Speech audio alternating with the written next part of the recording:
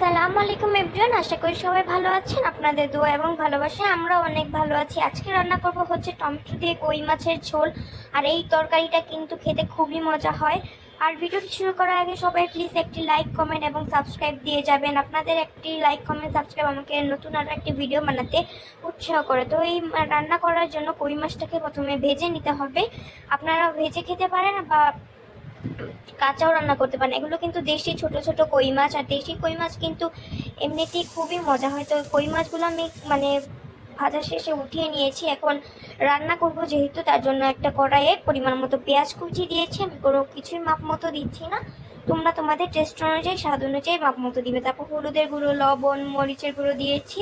তারপর কাঁচামরিচ দিয়েছি। এখন দেবো হচ্ছে টমেটো। যেহেতু আজকে বলেই নিয়েছি টমেটো দিয়ে রান্না করবো, এই রেসিপিটা তোমরা একবার হলো ট্রাই করে দেখবে। এটা খেতে খুবই মজা হয়, খুবই মজা হয়। আর দেখো, এই টমেটো দিয়ে কিছুক্ষণ কষানোর পর এখন দিয়ে দিচ্ছি লবণ আর একটু পরিমাণ মতো। যেহেতু মাছের জন্য লবণ দিয়েছি, এখন যেহেতু টমেটো দিয়েছি তাই আর একটু পরিমাণ মতো লবণ দিয়ে দিয়েছি। এখন এর মধ্যে পরিমাণ মতো পানি দিয়ে এটাকে ফুটিয়ে নেব। ফোটানো শেষ হয়ে গেলে এর মধ্যে দিয়ে দেবো ভেজে রাখা মাছগুলো।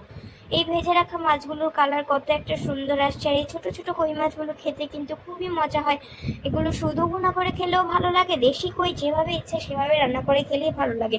কথা বলতে বলতে আমার রান্না করা শেষ। আজকে এই পর্যন্তই ছিল, দেখা হবে অন্য কোনো ভিডিওতে। আল্লাহ হাফেজ।